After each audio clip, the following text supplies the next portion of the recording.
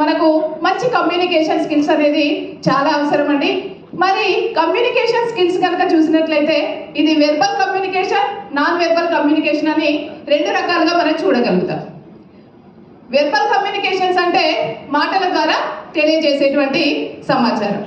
ఈ మాటల ద్వారా మనం చూసుకున్నట్లయితే ఒక విద్యార్థికి ఒక టీచర్ చెప్పేటువంటి విషయం కానీ మాటల ద్వారా కమ్యూనికేట్ అవ్వడం అనమాట.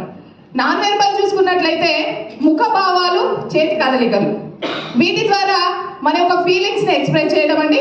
ఈ విధంగా ముఖ కవలికలు, ముఖంలో వచ్చేటువంటి ఎక్స్ప్రెషన్స్ కానివ్వండి, చేతిలో వచ్చేటువంటి కదలికలు కానివ్వండి. ఏదైనా నచ్చిందా నాన్న అంటే ఇలా ఊపుతారు పిల్లలు, ఓకేనా అంటే ఓకే అంటారు. ఆ విధంగా చేతి కదలికల ద్వారా, మొహంలో వచ్చేటువంటి కదలికల ద్వారా తెలియజేసేటువంటి కమ్యూనికేషన్ని నాన్ వెర్బల్ కమ్యూనికేషన్ అంటారండి. వీటి వల్ల ఏంటి లాభం?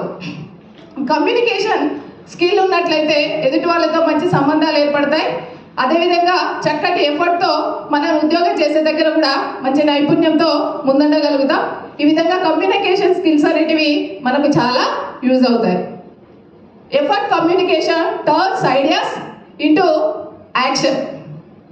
ఈ విధంగా కమ్యూనికేషన్ స్కిల్స్ అనేటివి మన జీవితంలో చాలా ఉపయోగపడతాయండి. Thank you very much.